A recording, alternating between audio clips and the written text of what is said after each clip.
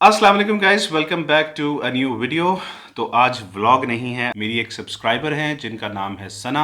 ये उनका original name नहीं है। उनकी ओरिजिनल आइडेंटिटी मैं रिवील नहीं करूंगा बिकॉज हर किसी की एक पर्सनल लाइफ होती है। उन्होंने मुझे व्हाट्सएप के ऊपर वॉइस नोट्स भेजे थे कि मेरी ये स्टोरी है, तो प्लीज़ आप लोगों के साथ शेयर करें ताकि लोगों को सीखने को बहुत कुछ मिले। मैंने उनकी सारी स्टोरी बड़े ही गौर से सुनी और मैं 2-3 दिन से उसको बार बार सुन रहा हूँ। तो मैंने सोचा कि आप लोगों को इस स्टोरी से बहुत कुछ सीखने को मिलेगा। तो चलिए स्टार्ट करते हैं। सना एक बहुत अच्छी स्टूडेंट थी, स्कूल में बहुत अच्छी स्टूडेंट थी। उन्होंने बड़े अच्छे नंबर लेकर अपना ओ लेवल्स पास किया। उसके बाद कॉलेज में भी she was a brilliant student, बहुत अच्छी स्टूडेंट थी। कॉलेज में भी बड़े अच्छे नंबरों से उन्होंने कॉलेज पास किया। उसके बाद वो यूनिवर्सिटी चली गई। यूनिवर्सिटी में भी ऐसा ही हुआ कि उन्होंने बहुत अच्छे नंबर लिए और फाइनली उन्होंने बहुत अच्छे नंबरों से पास किया। जब उन्होंने यूनिवर्सिटी पास कर ली तो उनके पेरेंट्स ने उनके लिए रिश्ते ढूंढने शुरू किए और फाइनली एक मैट्रिमोनियल साइट, जैसे कि जो शादी की साइट्स होती हैं, वेबसाइट्स होती हैं, उस पे लोगों ने अपनी प्रोफाइल्स बनाई होती हैं, लड़कों ने भी लड़कियों ने भी, और अपना डेटा सारा उसके अंदर दिया होता है कि हम ये करते हैं, हमारी ये लाइक्स हैं, हमारे ये डिसलाइक्स हैं। तो वो सामने एक पूरी प्रोफाइल होती है। जब आप उसकी मेंबरशिप ले लेते हो तो आपको एक एक्सेस मिल जाता है मेंबर्स का, उसमें जितने भी मेंबर्स होते हैं, और वो वेबसाइट आपकी हेल्प भी करती है आपका बेस्ट मैच ढूंढने के लिए। तो इसी तरह सना ने भी उस पर अपना प्रोफाइल बनाया और जैद ने भी अपना प्रोफाइल उसके ऊपर बनाया हुआ था। तो हुआ कुछ यूं कि जैद को सना का प्रोफाइल मिला और इंस्टेंटली उसको सना पसंद आ गई। जैद ने अपने पेरेंट्स से बात की। चूंकि जैद उस वेबसाइट का मेंबर था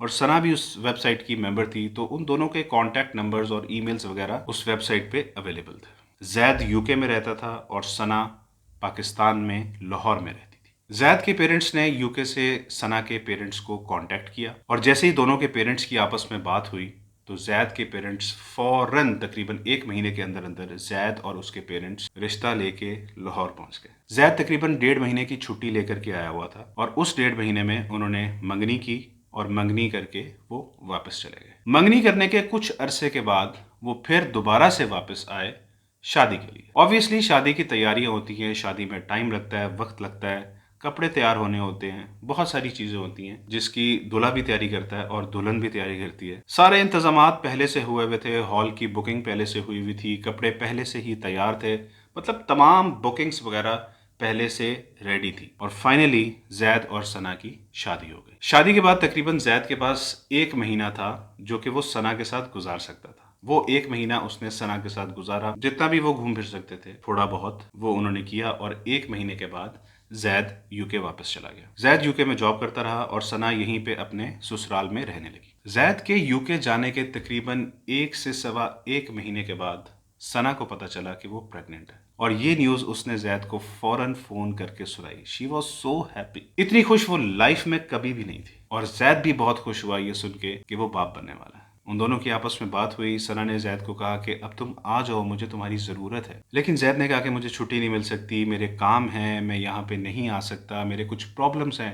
ऑब्वियसली जॉब में भी कुछ प्रॉब्लम्स होते हैं, इंसान जब नौकरी कर रहा होता है तो उसकी छुट्टी में मसाइल होते हैं, वो नहीं आ पाता। लेकिन फाइनली जब प्रेगनेंसी को तकरीबन 6 महीने गुजर गए तो जैद लाहौर आ गया। जैद ने डॉक्टर से अपॉइंटमेंट ली और बच्चे का जेंडर पूछने के लिए वो डॉक्टर के पास पहुंच गए। डॉक्टर ने अल्ट्रासाउंड किया और डॉक्टर ने जेंडर बताया कि इट्स अ बेबी गर्ल। जब जैद ने ये सुना कि ये बेबी गर्ल है तो उसके चेहरे से लगा कि उसको इतनी खुशी महसूस नहीं हुई और सना को भी महसूस हुआ कि जैद को इतनी खुशी महसूस नहीं हुई।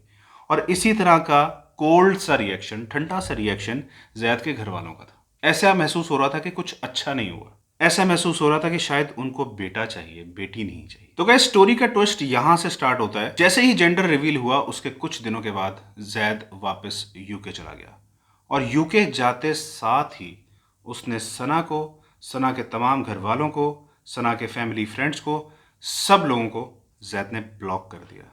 और आपको पता है कि जब आप किसी का नंबर ब्लॉक करते हो वो आपको जितना ही फ़ोन क्यों ना कर ले, आपको कॉल रिसीव नहीं होती। सना बहुत परेशान हो गई। सना के वालिदैन बहुत परेशान हो गए। सना की पूरी फैमिली बहुत परेशान थी कि ये हो क्या रहा है। एक तरह से उसने ताल्लुक ही खत्म कर दिया था, वो गायब हो गया था, उसका कोई कांटेक्ट नहीं था, उसका कोई अता पता नहीं था। फाइनली प्रेगनेंसी से तकरीबन 1 महीना पहले सना की एक फ्रेंड का पता नहीं किसी तरह जैद के साथ कांटेक्ट हो गया और उसने जैद को किसी ना किसी तरह कन्विंस कर लिया कि देखो, सना को इस वक्त तुम्हारी सबसे ज्यादा जरूरत है। वो बहुत अकेली है, वो डिप्रेशन में है, वो एंग्जाइटी में है, और इस वक्त उसकी ये हालत नहीं है कि उसको अकेला छोड़ा जा सके। जब एक औरत माँ बनने जा रही होती है तो उस वक्त उसके लिए सबसे इंपॉर्टेंट ये होता है कि उसका हस्बैंड उसके साथ खड़ा हो। अगर उस वक्त उसका हस्बैंड उसके साथ नहीं है तो बिल्कुल अकेली हो जाती। तो वो बात पता नहीं जैद को किसी तरह समझ आ गई और वो यूके से आ गया और डिलीवरी के वक्त वो वहां पे मौजूद था। जब डिलीवरी हो गई और सना घर आ गई और बच्ची भी घर आ गई तो दोनों मियाँ बीवी ने डिसाइड किया कि अब वो लोग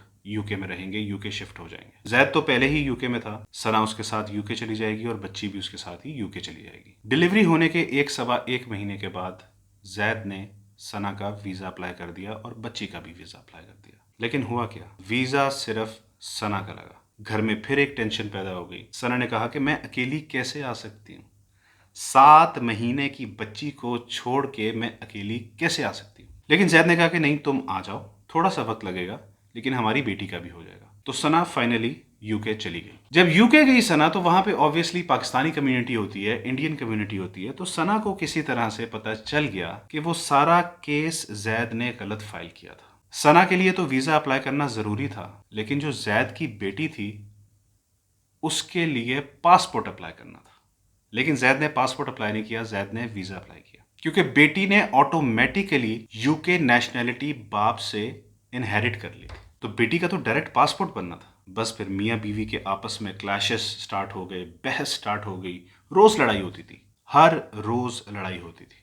अपनी बेटी या अपने बेटे, अपने बच्चे के बगैर कौन रह सकता है? जिगर का टुकड़ा होता है बच्चा आपका। लेकिन वो चीज जैद में कहीं पे नजर नहीं आ रही थी, सना में नजर आ रही थी, जैद में कहीं पे भी नजर नहीं आ रही थी। अल्टीमेटली डिसाइड ये हुआ, जैद ने सना को कहा कि तुम पाकिस्तान जाओ, अब मैं केस डिफरेंटली अप्लाई करता हूँ, बेटी को भी और तुम्हें अब मैं इकट्ठे बुलाऊंगा। सना ने उसकी बात मान ली और वो पाकिस्तान वापस आ गई। जब सना पाकिस्तान वापस आई तो उसने जैद को कांटेक्ट किया। जब उसने जैद को कांटेक्ट किया तो जैद ने कहा, अब मुझे कतई तौर पे कांटेक्ट ना करना, अब तुमसे मेरा वकील ही कांटेक्ट करेगा। सना ने उसकी बहुत सारी मिन्नतें की, क्योंकि सना को पता चल गया था कि वो डाइवोर्स देने लगा है। तो सना ने उसको कहा कि मत दो मुझे डाइवोर्स, हमारी बेटी का क्या बनेगा। तो शायद उसके दिल में थोड़ा बहुत रहम आ गया और उसने उस वक्त डाइवोर्स नहीं दी। सना ने तकरीबन 4 साल अपने इस केस को घसीटा। केस मैं इसलिए कह रहा हूँ कि केस ही था ना, मतलब मियाँ बीवी तो थे लेकिन हस्बैंड जो था वो यूके में था, बीवी जो थी वो पाकिस्तान में थी, तो केस ही हुआ ना। तो सना ने उसको 4 साढ़े 4 साल लटकाए रखा, लेकिन 4 साढ़े 4 साल से ज्यादा सना केस को नहीं लटका सकी। जैद का प्लान बन रहा था पाकिस्तान आने का, और पाकिस्तान आने से तकरीबन 2 महीने पहले जैद ने सना को डाइवोर्स पेपर भेज दिया। लेकिन जिस शहर में सना रहती थी उस शहर से उसने तलाक अप्लाई नहीं की। अल्टीमेटली जैद 2 महीने के बाद आ गया, तलाक अप्लाई कर चुका था वो किसी और शहर से, और उसने सना को फोन किया और उसने कहा कि मैंने अपनी बेटी से मिलना है। सना ने कहा, अच्छा मिलना है, मुझे बताओ कहाँ मिलना है तुमने। तो जैद ने उसको बड़ी ही दूर की लोकेशन भेजी और वो बड़ी कोई सुनसान टाइप लोकेशन थी। तो सना वहां जाना नहीं चाहती थी, वो घबरा गई। उसके जहन में आया कि पता नहीं जैद की कोई गलत इंटेंशंस ना हो। लेकिन जैद ने फिर उसको धमकी दी, उसने कहा कि फिर तुम मेरे से कोर्ट में मिलोगी, मैं तुमसे बच्ची ले लूंगा कोर्ट में जाके। तो सना डर गई और फिर उसको मिलवा लाई जाके। तो तकरीबन 5 साल के बाद वो बच्ची अपने बाप से मिली।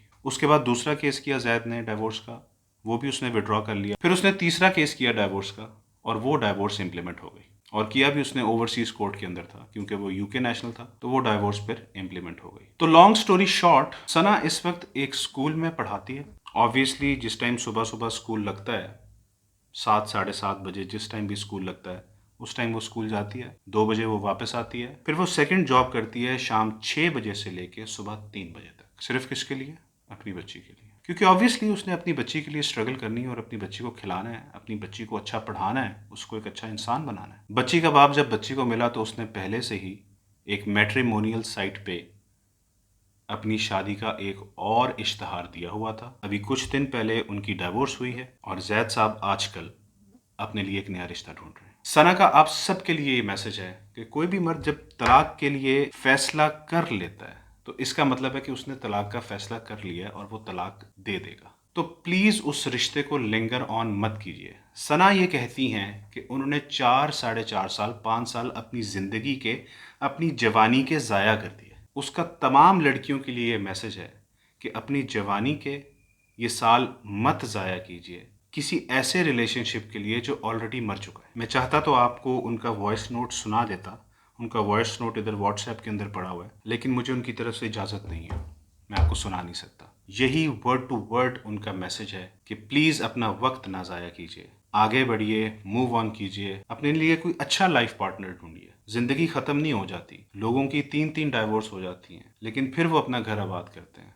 तो एक तलाक से या एक खुला से ज़िंदगी ख़त्म नहीं हो जाती। तो गाइस, आई होप आपको इस स्टोरी से बहुत कुछ सीखने को मिला होगा। लाइक, शेयर और सब्सक्राइब करना मत भूलिएगा। Take care of yourself, stay blessed, Allah हाफ़िज़।